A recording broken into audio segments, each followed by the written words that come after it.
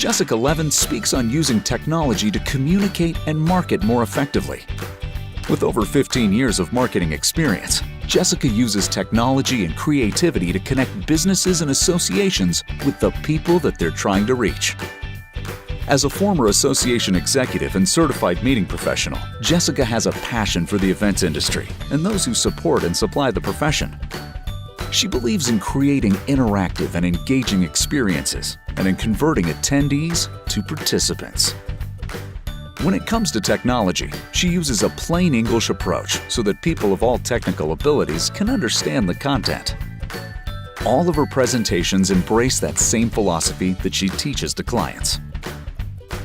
Jessica's worked with the New Jersey State Society of CPAs, PCMA, ASAE, MPI, CCH, Booz Allen Hamilton, the Texas State Bankers Association, and many more. Blogs are a great resource for adding content to enhance the message of an organization or for an event.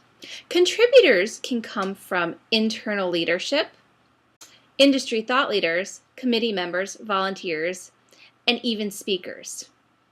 Having a mix of contributors to the blog adds a variety of perspectives and can make it more interesting for the reader. Just real quick, wanted to talk about blogs. How many of you are using blogs for your events? Nobody. Okay. So blogs obviously are something that take a lot of time and a lot of commitment. But especially I find for really technical conferences or events, it can be really a good way to start, not really so much start the conversation, but start to share some of the important content. As you're negotiating your speaker contracts, ask your speakers to write blog posts for you. A couple before, a couple after. You know, they may say no. They may say I'll do one after and one before. But here's a good way to start sharing the content and then follow up. There's a lot of different strategies you can do. You can have committee members writing things. Your destinations. Ask, how many of you have ever been asked by a planner, a hotel or a destination, to write a blog post and share information for their event? You have. Hotels, if your planners are not asking you to do this, or destinations, suggest it. Ask them, do you have an event blog and can I contribute content to it? Again, it's not a sales pitch. It's not, our city is so great, but how about, here's 10 tips that you might not know of, and maybe you're providing some historical information about your city or historical information about your hotel. I mean, I'm sure everybody here has been to Chicago, and every single property in Chicago says, do you want to hear our Al Capone story? We hit Al Capone here. So that, you know, that type of fun content, that would really help to enhance an event, especially if the blog might have a lot of that technical information on it. It's fun to spice it up. So basically, the way I look at it, and there are differing opinions, it's just a vehicle. It's just a tool for communication. It's no different than what we've been doing before. The big difference, I think, is that word social. And I think it's really important to remember that. It's about relationship building. And so now, I'm really going to test your creativity. And what I want you to do is break into groups. Does everybody have a handout from this morning? You should have picked it up at registration. Okay, you really only need one per table, one per group.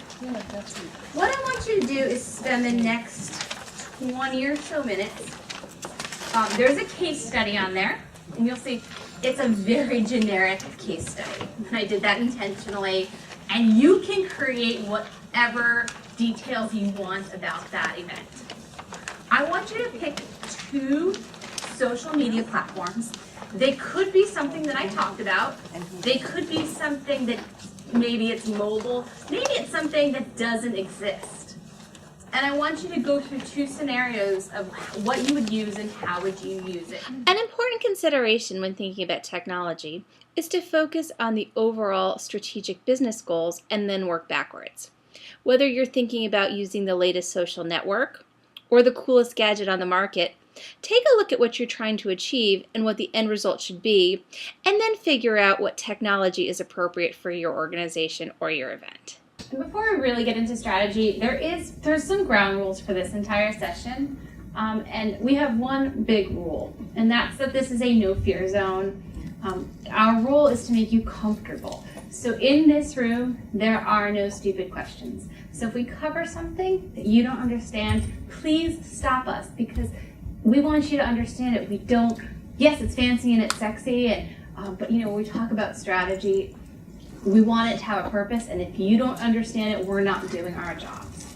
That's right. From an events perspective, making a session more fun. You could have a speaker that's conveying a very serious message, but they can do it through humor where you're entertained and you're learning. So as we apply technology to that and to that entertainment factor, entertainment and engagement really go together, and you don't necessarily have to think about it in terms of the fancy parties. Although if that is what you're doing, if you're doing a sales meeting and it's a rewards meeting, then you can apply that. But what we really want you to think about is what is going to enhance the attendee experience, another E, so engagement and entertainment.